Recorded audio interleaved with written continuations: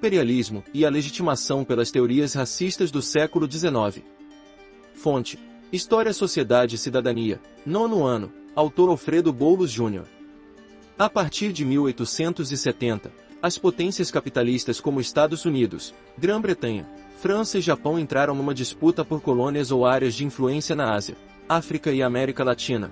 Essa expansão capitalista com o objetivo de dominação é chamada de imperialismo ou neocolonialismo. Mas o que teria motivado essa corrida imperialista entre as grandes potências? O que elas buscavam em outras terras? As grandes potências se voltaram para a África, Ásia, América e Oceania em busca de a. Oportunidades de investimentos para seus capitais. B. Mercados produtores de matérias-primas, carvão, ferro, cobre. C. Mercados consumidores de produtos industrializados. D. Ouro e diamante existentes nas terras africanas. E terras e mão de obra para trabalhar na exploração mineral e nas plantações de café, cana-de-açúcar, amendoim, cacau e outras. Ou seja, buscavam terras e pessoas para trabalharem por pouco dinheiro ou gratuitamente. Teorias racistas do século XIX.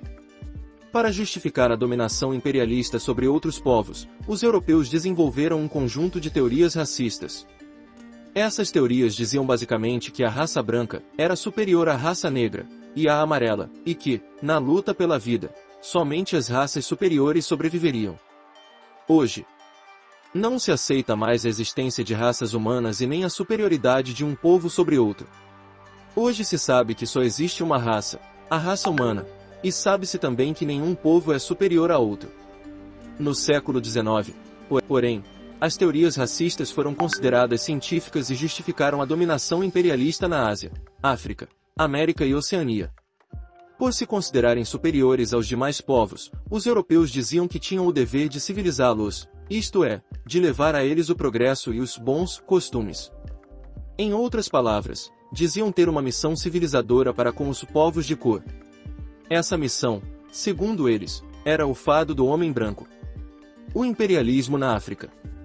A partir de 1880, ocorre uma aceleração da corrida imperialista rumo à Ásia, África e América. As potências da época avançam em busca de áreas ricas em matéria-prima, como ferro, cobre e carvão, necessários à indústria. Lançam-se sobre áreas onde pudessem investir, construir ferrovias e fornecer empréstimos a juros altos, partiam das feitorias do litoral para controlar terras e gentes do interior da África. Por meio de ataques e da pressão diplomática, as terras conquistadas são transformadas em colônias, protetorados, domínios ou áreas de influência. Em 1880, 1/10 do território africano estava ocupado pelos europeus, em 1900 os europeus já tinham se apoderado de 9/10 da África. Franceses onde hoje é a Argélia. Por volta de 1830, os franceses começaram a conquistar as terras da atual Argélia. Pouco tempo depois, assumiram o governo e obrigaram a população local a trabalhar para eles nas culturas de oliveiras, vinhas, frutas e legumes destinados à exportação. Muitos missionários e educadores se deslocaram para a África, a fim de transmitir a cultura ocidental, que eles julgavam ser superior às demais. Além disso, a opressão francesa na Argélia se fez também através de leis que o Congresso argelino era praticamente obrigado a aprovar. Exemplo disto é esta lei de 1908. O Congresso, considerando que a instrução dos indígenas faz a Argélia correr um verdadeiro perigo tanto do ponto de vista econômico quanto do ponto de vista do agrupamento francês, emite o voto de que a instrução primária dos indígenas seja suprimida. Belgas na bacia do rio Congo. Em 1884, usando a força e a diplomacia, o rei Leopoldo II da Bélgica conseguiu transformar o Congo, um território dezenas de vezes maior que a Bélgica, em uma propriedade particular dele, propriedade que ele chamava de Estado Livre do Congo. Explorando a mão de obra africana, Leopoldo II extraiu do Congo uma fortuna incalculável em borracha e marfim. A dominação do Congo converteu-se em um dos episódios mais cruéis da história e envolveu a morte de cerca de 10 milhões de africanos.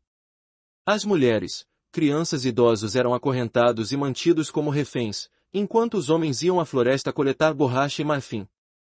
Se eles não trouxessem a quantidade estipulada, eram mortos a facadas ou tiros.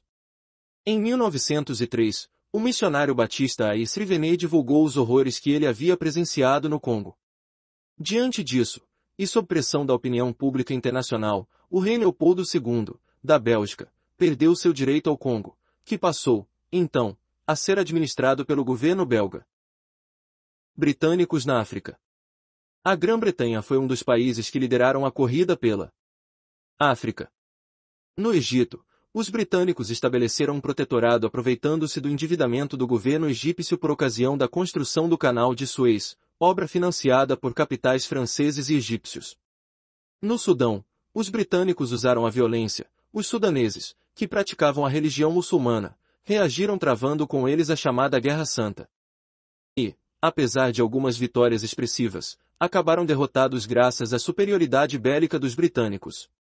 Além do Egito e do Sudão, a Inglaterra se apossou ainda de Uganda, da África Oriental, atual Quênia, e da Rodésia, atual Zimbábue, assim chamada em homenagem ao explorador inglês Cecil Rhodes.